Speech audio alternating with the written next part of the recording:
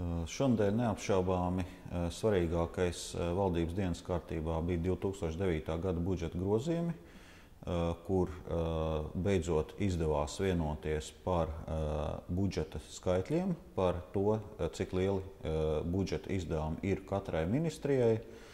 Ir palikuši tikai atsevišķi jautājumi, kas jāatrisina, bet kopīgais budžeta rāmis ir pieņemts, budžeta deficīts, kā plānots valsts budžetā 6% no IKP, savukārt konsolidētajā 7% no IKP.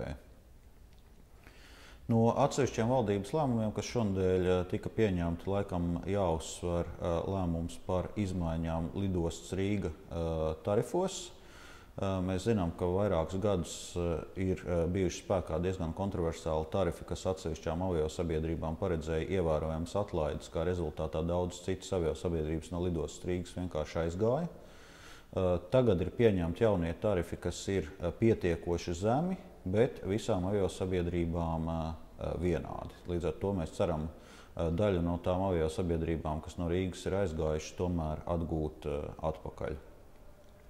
Un vēl svarīgs notikums pagājušajā nedēļā bija Eiropas komisāra Almuņas vizīte, kuras laikā mēs iepazīstinājām viņu ar Latvijas progresu ekonomikas attīstības programmas īstenošanā un arī strukturālo reformu sagatavošanā.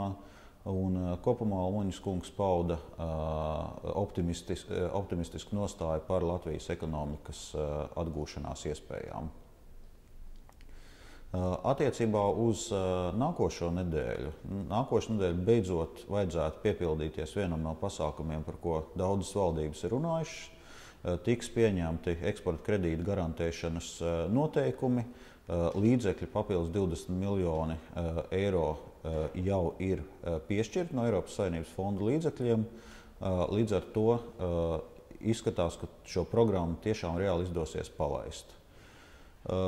Turpinot vizītes Vācijā laikā uzsākto attiecībā uz ekonomisko saišu stiprināšanu ar Vāciju, man nākošais nedēļa paredzēta arī tikšanās ar Vācijas uzņēmējiem, kas šeit strādā Latvijā, lai pārunātu tās problēmas, ar ko Vācijas uzņēmumi šeit saskarās, ko varētu uzlabot gan Latvijas biznesa vidē, gan lai nodrošinātu labāku ekonomisko sadarbību ar Vāciju. Un vēl ir paredzēta darba vizīte Stokholmā, tiekoties ar Zviedrijas premjeru, arī ar uzņēmēju pārstāvjiem. Protams, Zviedrija kā viena no starptautiskās aizdevēju paketes aizdevējiem interesē arī mūsu progresu pie strukturālajām reformām un budžeta grozījumu sagatavošanas. No mūsu puses, protams, arī būtu svarīgs Zviedrijas atbalsts budžeta deficīta limita paaugstināšanai.